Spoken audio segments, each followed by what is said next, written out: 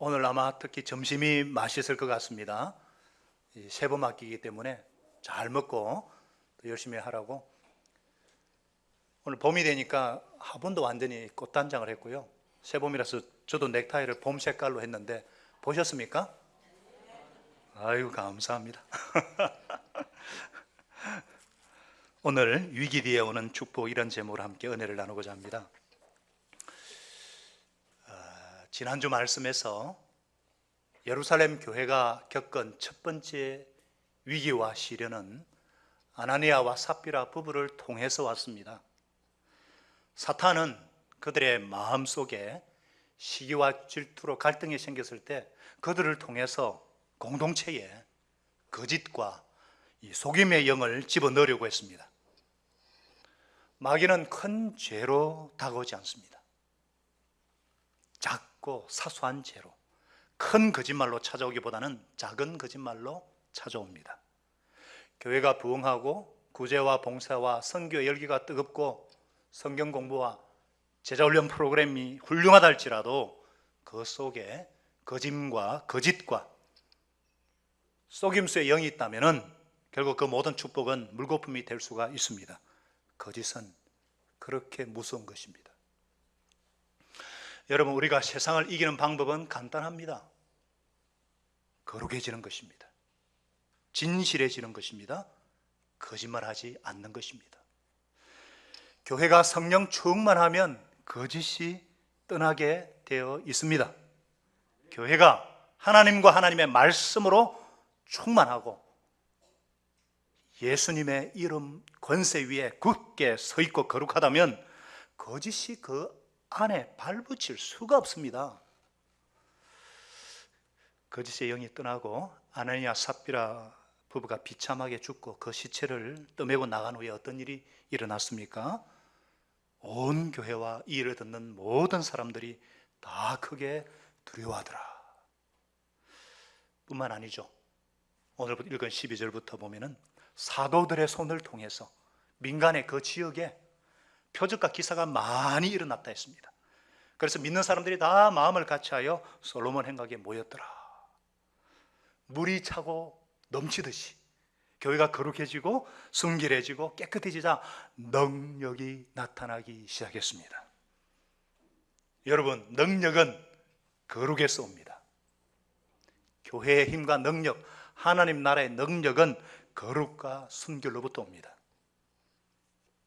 사도들의 손에 의해 이 말씀은 지도자들의 손을 통해서 기적과 표적들이 일어난 것을 말합니다.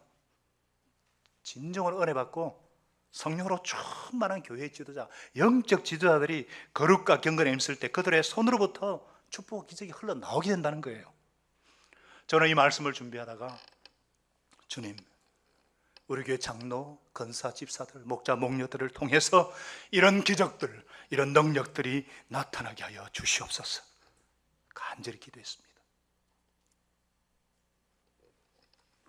교회에 여러 가지 영적인 욕구들과 섬겨야 될 많은 일들과 사람들, 그리고 선교지 상황을 볼 때 저의 능력 없음으로 인해서 능력 없는 저 자신을 보면 그렇게 안타깝습니다.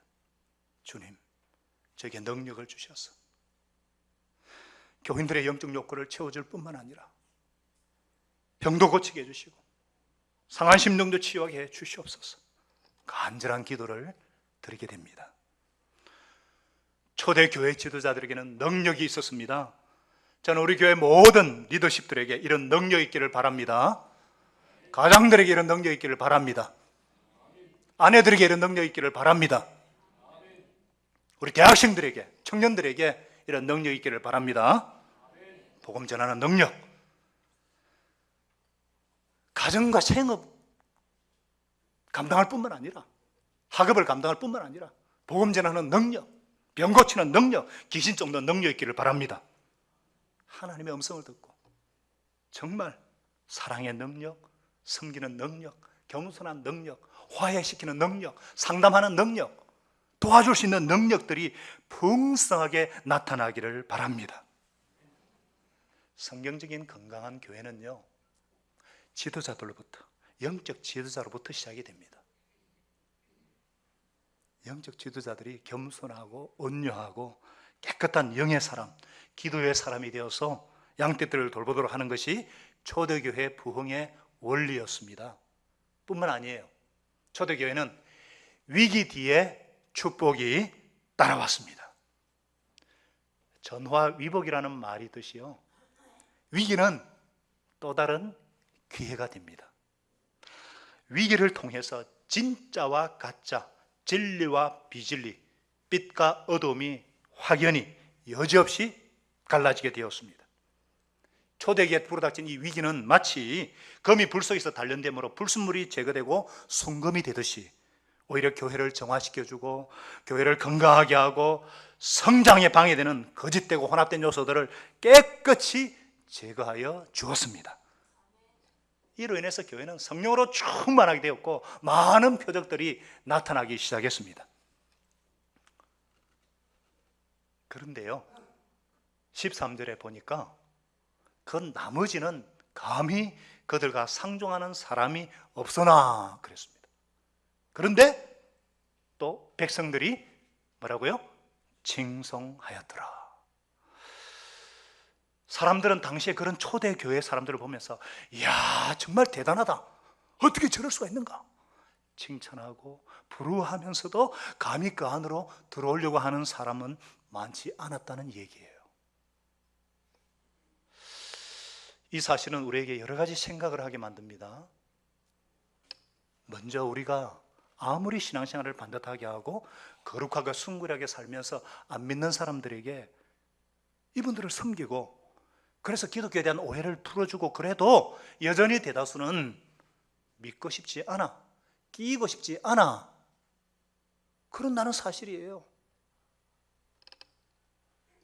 그것은 예수님조차 예외가 아니었습니다.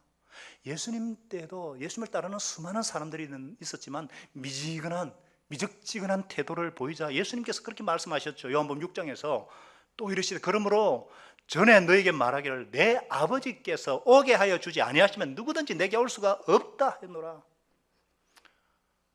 예수님이 내 살을 먹고 내 피를 마시지 않으면 너에게 영생이 없고 나는 하늘에서 오는 생명의 떡이다, 이 살을 먹고 피를 마시라 막 이 말씀을 하시니까 이 말이 어렵도다 하면서 막 기대가 안 차니까 그때부터요 그의 제자 중에 많은 사람들이 떠나고 다시 그와 함께 다니지 아니하더라 그랬습니다.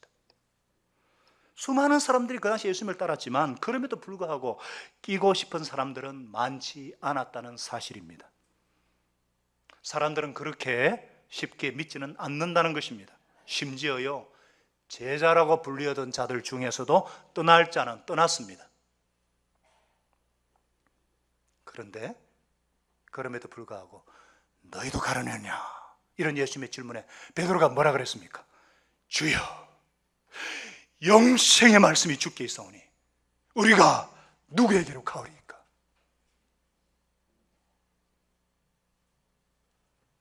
분명하게 주님을 따르는 자들이 있습니다.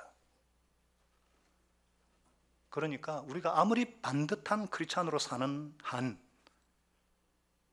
그렇게 사는 한 하나님께서 부르시는 사람들은 분명히 복음에 응답한다는 것이고 그런 분들로 인해서 교회는 새로 믿는 사람으로 채워져 갈 것이다, 그런 사실입니다. 할렐루야. 그래서 또 다르게 보면요 어차피 믿지 않으려고 하는 사람들이 반드시 있다는 것을 기억하시고 일단은 그런 분들에게 상처를 받지 말아야 되고요, 상처받지 마세요. 예수님 때도 그렇게 그런 사람들이 많았는데, 그리고 우리의 표준까지 이렇게 낮추면서까지 그 사람들을 끌어들이려고 하지는 말아야 한다는 것입니다. 예를 들어서 요즘 교회들을 보면요 새로운 사람 전도하기 위해서 기독교의 부담스러운 모습들 제거하고 그저 재밌는 종교, 편안한 종교로 접근하는 경우가 간혹 있습니다. 그래서는 안 되죠. 교회의 힘과 능력은 구별됨에 있는데, 거룩함에 있는데 적당히 섞어 놓으면 혼합주의에 빠질 뿐입니다. 우리가 전도를 하다가 이 VIP, 우리가 기도하고 있는 VIP가 같이 술을 마시고 잘 때에 그분들의 마음을 사기 위해서 같이 술을 마셔줄 필요는 없잖아요. 안 그렇습니까? 또 그분들을 섬겨서 마음의 벽을 허무는 것은 좋지만, 그렇다고 해서 복음의 필요성을 전혀 못 느끼는 분들에게 예수님께서 진주를 돼지에게 주지 마라 그랬는데, 전혀 복음의 필요를 느끼지 못하는 분들에게 그걸 하듯이 그럴 필요가 없습니다. 복음은 싸구리가 아니에요. 밭에 감추인 보화입니다. 보화. 가끔 보면은 어떤 분들은 정말 목장에 와주는 것을, 교회 한번 와주는 것을 선심 쓰듯이 하면서 무례한 분들이 가끔 있습니다. 물론 몰라서 그럴 수 있죠. 처음에는 막 경계하느라고 이렇게 그럴 수는 있어요. 그러나 목장에도 계속 나오고, 그러면서도 고자신 분들에게 생명상 한번 들어보세요, 교회 한번 나와보세요, 사정하고 저자세가 돼가지고 가치 없는 농담 받아주고 그럴 필요 없다는 것입니다. 아멘이시죠? 물론 우리가 편하게 접근해 줄 수 있도록 해주는 건 좋지만요, 궁극적으로 우리는 예수님의 제자가 되는 것이고, 거기에는 희생과 대가가 따른다는 것도 알게 해줘야 합니다. 오늘 본문에 보면요, 그 당시 교회는요 3가지 특징이 있었습니다. 먼저는 정말 다가가서 손 내밀고 가난한 사람들을 도와주고 벽을 허물으려고 애를 썼어요. 친절하게 대하고 사랑해주고 호감 있게 보이려고 정말 매력적인 삶을 살았어요. 그렇다고 해서 세상 사람들이 호감 사기 위해서 그리스도인으로서 있어야 할 거룩한 모습 절대 포기하지 않았습니다. 그들에게는 뭔가 순수하고 뭔가 깨끗하고 높은 삶의 표준이 있었기 때문에 우습게 볼 수 없는 뭔가가 있었습니다. 무엇보다 그들에게는 능력이 있었습니다. 예수님 권세에 대한 확신, 진실함과 거룩함, 그로 인한 성령께서 주시는 능력이 있었습니다. 그야말로 그들의 위상은 대단했습니다. 위상 아시죠? 위치와 그들의 그 위치는 대단했습니다. 2%밖에 안 됐지만 로마 사회를 흔들었습니다. 바다를 짜게 하는 것은 0.4%의 소금밖에 없어요. 여러분, 이 3가지 모습을 갖추고 있을 때 이런 모습이 주위 사람들에게 부럽게 비쳤습니다. 그럼에도 불구하고 부담감 때문에 어두운 빛을 싫어합니다. 끼고 싶지 않아 있고, 또 그럼에도 불구하고 그것 때문에 믿는 사람들이 많았다는 거예요. 사랑하는 여러분, 우리가 예수님을 믿는 한 구분될 수밖에 없습니다. 세상과 구별되는 고통을 피할 수가 없습니다. 그러니까 성도라 그러잖아요. 구별된, 부름받은 자들, 아무나 성도라고 하면 안 됩니다. 뭔가 크리스찬이기 때문에 진실하고 따뜻한 사람이 되어야 합니다. 그러면서도 말과 행실에서 삶의 모든 일상의 모습에서 더 높은 위상을 유지할 수 있기를 바랍니다. 그래서 세상과 구별되는 크리스찬으로서의 품위를 가지고 사시는 그런 저와 여러분 될 수 있기를 바랍니다. 자, 또 교회 공동체는 위기 뒤에 어떤 축복의 어느 정도의 능력이 나타났는가? 14절부터 16절까지 쭉 읽어보시면, 우리 한 번 더 같이 읽어볼까요? 14절부터 16절까지 한 번 더 읽어봅시다. 시작. 믿고 주께 나오는 자가 많으니 남녀의 큰 무리더라. 심지어 병든 사람을 메고 거리에 나가 침대와 요 위에 누이고 베드로가 지날 때에 혹 그의 그림자라도 누구에게 덮을까 보라고 예루살렘 부근에 수많은 사람들로 모여 병든 사람과 더러운 귀신에게 괴로움 받는 사람들을 데리고 와서 다 나음을 얻으니라. 뭐가 연상이 되나요? 꼭 예수님이 살아 돌아오신 것 같지 않습니까? 막 지금 사도들이 행한 이 기적들 예수님이 행하신 것과 너무나 똑같아요. 예수님께서 그렇게 병 고치셨고 사람들을 치유하셨거든요. 사도들이 똑같이 예수님 흉내를 내는 거예요. 심지어는요, 그림자까지 덮일까요? 복음서에 이런 말은 없어요. 예수님보다 더한 것 같아요. 여러분, 오늘 이 본문의 메시지가 우리에게 주는 것은 간단합니다. 우리도 하나님의 능력이 나타나야 한다는 사실입니다. 살아계신 예수님께서 우리의 삶을 통해서 일하시도록 해야 한다는 말씀입니다. 그리스도인이란 무엇입니까? 그리스도인의 삶은 무엇입니까? 과거에 죽었던 예수? 교회 온다고 그리스도인이 아니에요. 하나님은 하늘에 계시고 나는 예배당에 있구나. 이게 아닙니다. 그건 예수 믿는 것이 아닙니다. 예수 믿는다는 것은 하나님의 능력이 부족한 나를 통해서 나타나는 것입니다. 내가 말 한마디 할 때 내가 말한 것이 아니라 내 안에 부활하신 예수님께서 내 혀를 다스리도록, 화가 날 때도 있고 내뱉고 싶은 것이 있지만 예수님 때문에 참는 거예요. 행동 하나를 하더라도 예수님 때문에, 예수님을 닮고, 예수님을 어떻게 하셨을까? 내 생각과 내 감정을 예수님께 복종시키는 거. 그러면 여러분 생각나는 말씀 없으세요? 우리 많은 분들이 갈라디아 2장 20절 뭐라 그랬습니까? 시작. 그런즉 내가 그리스도와 함께 십자가에 못 박혀 죽었나니 그런즉 이제는 내가 산 것이 아니라 오직 내 안에 누가? 예수님께서 사시는 것이라. 이제 내가 육체 가운데 사는 것은 나를 사랑하사 나를 위해서 자기 몸을 버리신 하나님의 아들을 믿는 믿음 안에서 사는 것이라. 이 믿음이란 것은 실제적인 신뢰를 말합니다. 삶 속에서 신뢰. 한마디로 부활하신 예수님께서 내 속에 살아 계셔서 나를 통해 역사하시는, 나를 통해 일하시는 거예요. 우리 좀 전에 찬양했지만은 내게로부터 눈을 들어 주님을 바라볼 때, 부활하신 예수님 바라볼 때 그때부터 하나님의 역사가 시작되고 주님이 일하시기 시작한다는 거예요. 살아계신 주 나의 참된 소망, 두려움이 전혀 없네. 걱정 근심 전혀 없네. 우리는 살아계신 예수님을 믿는 사람들입니다. 하늘에 계신 예수, 돌아가신 예수가 아니에요. 지금도 살아계셔서 내 삶 속에 역사하시는 그 주님을 믿음으로 성령께서 내 안에서 일하시는 자가 그리스도인입니다. 오늘 본문에 보면요, 표적과 기사라는 말이 계속 나오죠. 복음서에는 기사라는 말이 나와요. 그러니까 예수님께서 귀신 쫓아내고 병자 고치는 거, 기적 행하는데 그걸 뭐라 표현이냐? 기사, 기적, 초자연적 일이라는 거예요. 표적이라는 말은 사도행전부터 나옵니다. 맨 마지막에 기록된 요한복음에서, 요한복음이 제일 마지막에 기록됐거든요. 모든 성경 중에. 그때 이제 정리해서 예수님이 행하신 7가지 표적이라는 말을 써요. Miraculous sign, 사인입니다. 사인. 표적이란 기적 자체가 중요한 것이 아니라 그 기적대에 있는 하나님의 교훈, 신호, 시그널, 사인, 신호가 있다는 거예요. 메시지가 있다는 겁니다. 우리에게 주시는 메시지, 쉽게 말하면 하나님의 교훈이 있다는 거예요.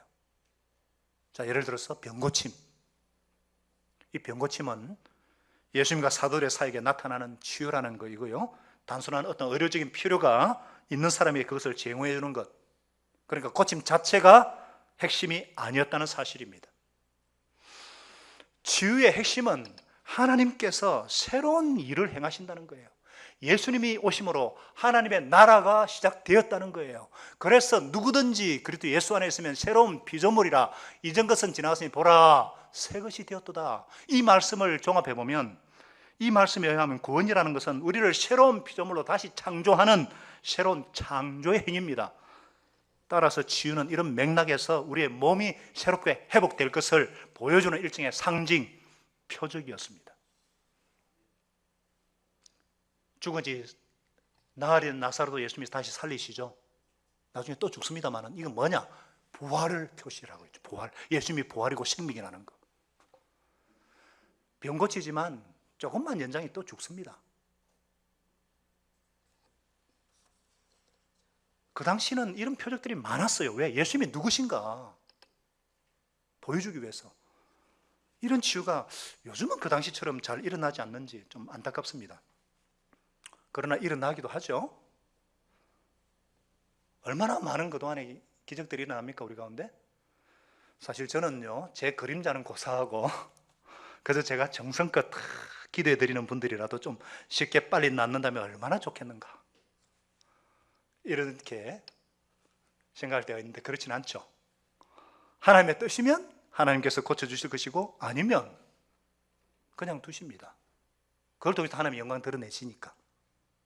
우리가 아무리 간절히 부르짖고 기도해도, 우리 하나님 작년에 정상인 선교사도 데려가셨잖아요. 고쳐서 생명 연장시켜주는 거, 그건 하나님이 하실 일이고, 우리는 다만 예수님을 믿고 믿음으로 기도할 뿐이죠. 다만 그때는 하나님께서 그런 방법으로 낫게 하시기를 원하셨다는 것입니다. 선교지는 특히 많아요. 또 17절부터 쭉 보면요, 공안 당국자들이 시기가 가득해서 사도들을 잡아다가 옥에 가두었습니다. 그런데 어떤 일이 일어났죠? 주의 사자가 밤에 옥문을 열었어요. 천사가 옥문을 열었어요. 기적이죠. 어떤 이런 기적이 있습니까? 나중에 이 막 간수장들이 놀라잖아요. 문이 다 잠겨 있는데 사도들이 안 보인다는 거예요. 그런데 여러분, 나중에 이 사도들이 어디서 죽어요? 감옥에서 다 죽습니다. 하나님께서 이때는 풀어주시고 왜 그때는 안 풀어주셨을까? 사도 바울도 감옥에 갇혔지만 풀려납니다. 그러나 마지막에는 로마 감옥에서 순교당합니다. 그러면 우리가 이렇게 생각하죠. 아, 그때는 사도 베드로와 바울이 기도를 많이 했고 마지막에는 기도를 소홀히 했구나. 아닙니다. 우리는 나도 모르게 하나님이 그렇게 하셔야 된다고 생각을 해요.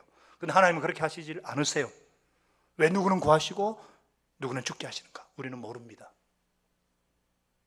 다만 한 가지 분명한 것은, 우리는 지금 이곳 죄와 죽음과 질병이 존재하는 현 시대와 장차 완전한 생명과 완전한 회복이 있는 앞으로의 올 시대를 겹쳐서 살고 있기 때문에 그렇습니다. 그것을 신학적인 용어로 already but not yet, 이미 그러나 아직, 이미 하나님 나라가 임했지만 그러나 아직 완성되지 않은 하나님 나라, 요 사이로 우리가 살고 있습니다. 분명한 것은 왕으로 오신 예수님 안에서 이미 임한 천국에서 우리가 살고 있기 때문에 우리에게는 어떤 식으로든지 하나님의 능력이 임할 수 있다는 것입니다. 할렐루야. 특별히요, 우리가 구별되는 삶을 살고 예수 이름에 대한 확신, 예수 이름에 합한 생활을 할 때에, 그런 삶을 살 때 우리에게 능력이 있을 것이고 우리는 그런 능력을 기대하면서 살 수가 있다는 것입니다. 능력은 그리스도인들에게, 예수님의 제자에게 당연한 것입니다. 그렇기 때문에 지금 감옥에서 생활하거나 감옥에서 풀려나거나 내가 병이 나았거나 병이 낫지 않았거나 그것은 상관이 없다는 말씀이에요. 중요한 것은 내가 감옥에 있든지 이 땅에 있든지 내가 가난하든지 부하든지 어떤 환경에 처하든지 그 상황 안에서, 상황 밖이 아니라 그 상황 안에서 내가 처한 삶의 현장에서 그곳에서 예수 그리스도가 나를 통해 살아나는 것이 중요하다 이 말입니다. 그런 삶에서 예수님이 살아나는가? 빌립보서 4장 12, 13절 그래서 이렇게 말씀하죠. 나는 비천에 처할 줄도 알고 풍부에 처할 줄도 알아. 모든 일, 즉 배부름과 배고픔과 풍부와 궁핍에도 처할 줄 아는 일체의 비결을 배웠노라. 다 같이 읽겠습니다. 그 다음 말씀 시작. 내게 능력 주신 자 안에서 내가 모든 것을 할 수 있느니라. 어떤 사람은 요것만 딱 13절만 가지고 할 수 있어. I can do everything who give me strength through him. 이래서 막 그러는데 앞에 전체가 연결되는 거예요. 어떤 상황에서든지 내게 능력 주신 예수님 안에서 모든 것을 할 수 있다는 고백인 것입니다. 여러분, 표적과 기사는 사도들의 능력이 아닙니다. 그들 속에 역사하시는 예수 그리스도의 이름 권세인 줄 믿으시기 바랍니다. 오늘 내가 어떤 상황에 처했든지 그 환경 안에서 하나님께서 내게 주시는 능력대로 예수님의 확신을 가지고 사시는 여러분 되시기 바랍니다. 하나님은요, 우리의 기도를 통해서 분명히 일하신다는 거 아시고 당당하게 기도하시기 바랍니다. 예수 이름으로 기도하시기 바랍니다. 특별 새벽 기도 때뿐만 아니에요. 중보기도, 목장에서 합심기도, 개인기도 때도 당당하게 염려하고 걱정하면서 기도하지 마시고 담대함으로 기도하세요. 우리에게는 하늘과 땅의 모든 권세를 가지신 예수님의 이런 권세와 능력을 가진 사람들이에요. 활용하시기 바랍니다. 마음껏 활용하시기 바랍니다. 때로 우리의 기도가 응답이 안 되는 것처럼 보일 수도 있습니다. 그러나 하나님은 분명히 일하고 계시고 응답하고 계십니다. 내 뜻과 내 때가 아닌 하나님의 때와 하나님의 방법대로 응답하셔요. 그걸 바라볼 줄 알아야 합니다. 그래서 믿음장애를 하는 히브리서 11장에 믿음장애 보면은 13절에 이런 말씀이 있죠. 이 사람들은 다 믿음을 따라 죽었으며 약속을 받지 못하였으되 그것들을 멀리서 보고 환영하며 땅에서 외운과 나그네로 정언하였다.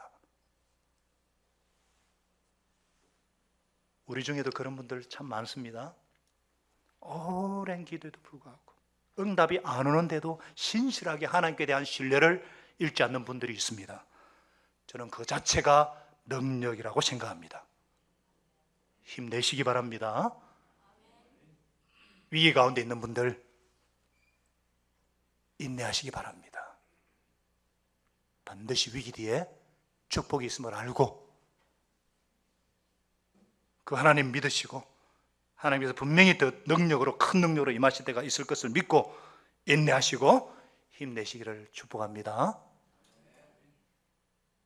우리 옆에 분에게 한번 인사하십시다. 힘내십시다. 인내하십시다. 정말 뿐만 아니에요. 오늘 말씀이 우리에게 주는 마지막 메시지가 무엇인가? 우리 삶 가운데 이 박해와 핍박과 고난은 피할 수가 없다는 거예요. 아니 마음의 평안 얻으려고 복 받으려고 예배드리러 왔는데 뭐라고 하는가? 제가 말이 아니고 성경이 그래요. 성경이.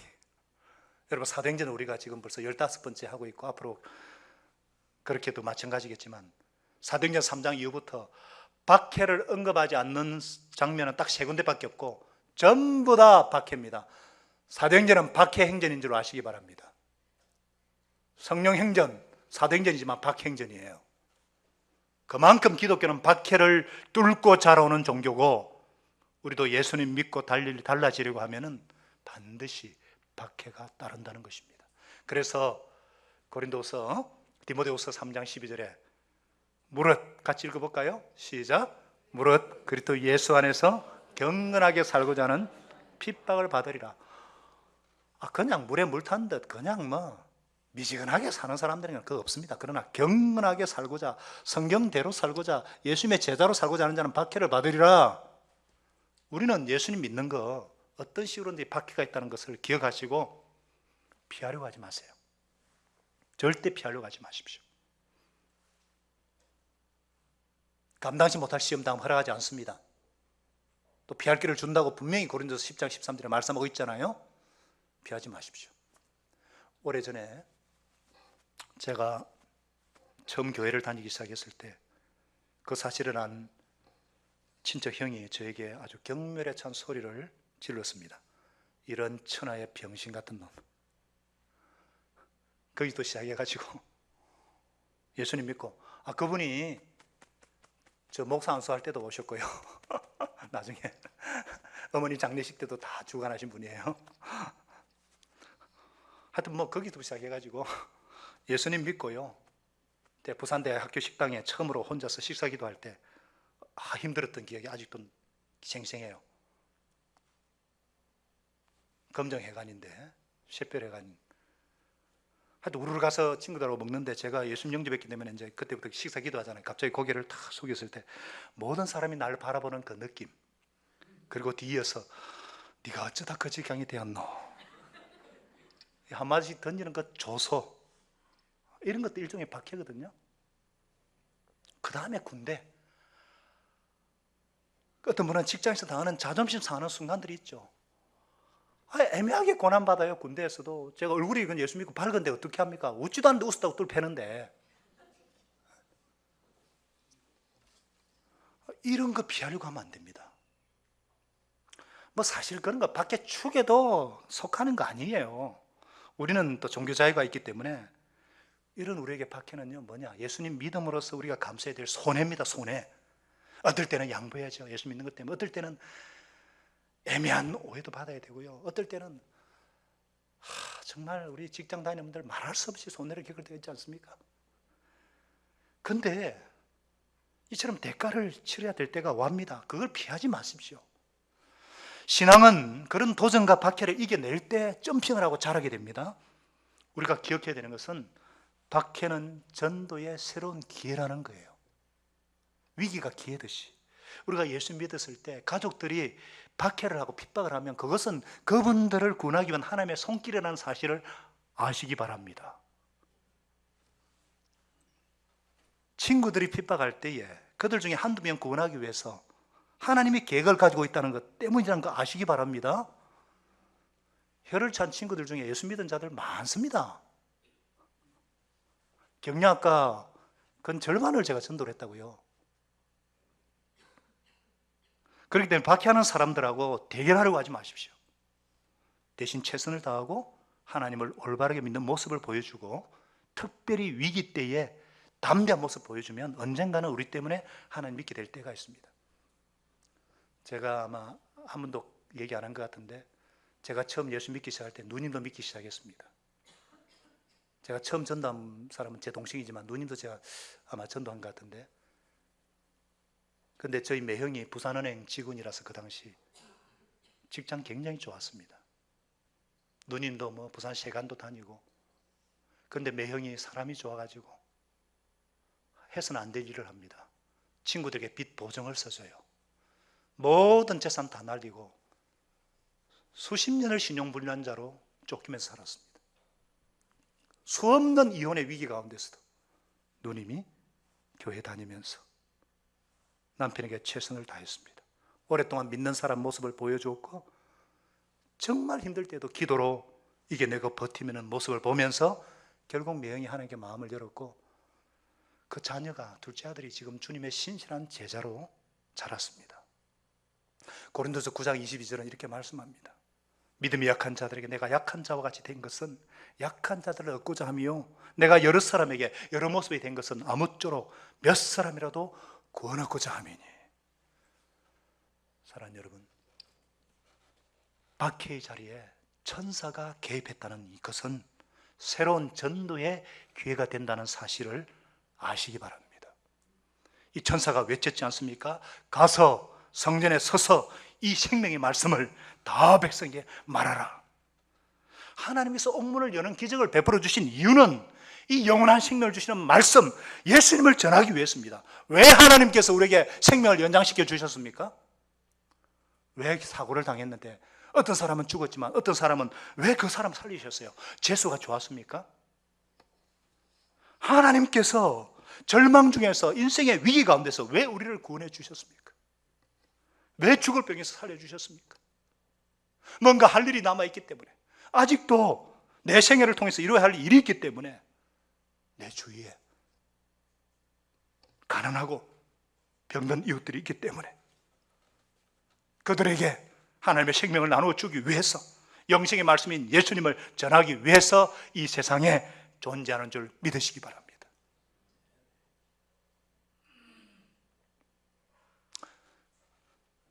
제 말이 사실인지 아닌지 우리 한번 영상 한번 볼까요? 이분은 존 린턴, 인요한, 한국어 이름으로는 인요한 교수인데, 초심을 잃지 말고 빛과 소금의 역할을 제대로 감당하자. 자유주의 신학 배경이죠. 예수님께 이름 건체 확신을 갖는 삶을 살자. 선교에 더욱 힘을 내는 정인되는 삶을 살자. 오늘 말씀하고 너무 비슷하지 않습니까? 여러분, 우리가 성경적인 신약 교회를 회복하려고 한다면은 성경이 뭐라고 하는가? 우리가 정말 참된 그리스도인으로 살려고 할 때에 우리 위상이 달라져야 됩니다. 세상과 구분되는 고통을 피할 수가 없습니다. 정말 거룩한 무리답게 빛과 소금의 역할을 감당해야 합니다. 위기는 새로운 기회요 축복이라는 것을 기억하셔야 합니다. 그래서 어떤 그 상황 가운데서도 주님의 주시는 능력으로 최선을 다해서 영혼들을 섬기고 생명의 말씀을 전하는 빛과 소금의 역할을 감당하는 그런 교회, 그런 저와 여러분 되게 하시기를 예수님의 이름으로 축원합니다. 아멘. 기도하겠습니다.